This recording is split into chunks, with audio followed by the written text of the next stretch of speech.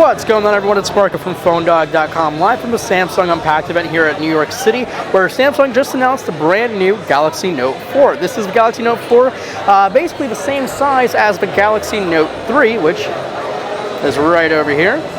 It's a little bit bigger, a little bit wider, a little bit heavier as well, and there's a good reason for that. Why? Well, turning this guy around the side, and you guys can see that is all metal, baby. Every single piece of this on the side, even the buttons are made out of metal. It looks like a much more premium device. It doesn't even look like it. It feels like a much more premium device. All the buttons are beautifully looking. I mean, they look like they got some anodized treatment on the sides here. Buttons look great. Nice little bands, chamfered edges around the corners, around the sides, around the front here. Looks really, really nice. Even the back has gotten some treatment as well. Again, here's the Galaxy Note 3 with the faux leather with the stitching.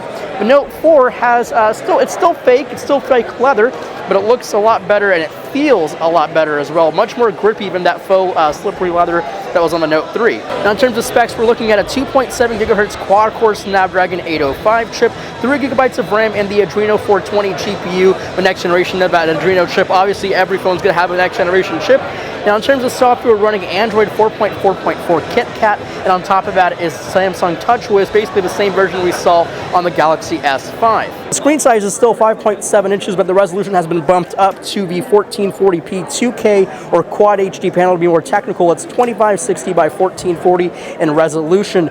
Basically, the same resolution that's found on the LG G3 and the Oppo Find 7. And that's not the only change, because there's been tons of changes to the Galaxy Note 4, making this really one of the biggest changes to the whole line, and you'll see that really by the construction of the Galaxy Note 4. It's now made out of metal primarily, on the sides anyway. The back is still a plastic, it's a faux leather. It's much more grippy, much more tactile than the Samsung Galaxy S5, or even the other faux leather slippery material that was used on the Galaxy Note 3. Now, two other updates to the Note 4 includes the 16 megapixel camera. Now there's OIS and also a wider lens and a faster aperture on that lens. We have the same heart rate monitor that was on the Galaxy S5 and an LED flash. And then on the front, we have a 3.7 megapixel front-facing wide-angle camera, which should be very appealing to anyone who likes to take selfie photos or any of those of that nature. Overall, the Note 4 seems like a super high-quality product. I mean, compared to the Note 3 and any of its predecessors, it feels a much more substantial phone, and it doesn't really weigh much more. It's actually physically a little bit bigger than the Note 3.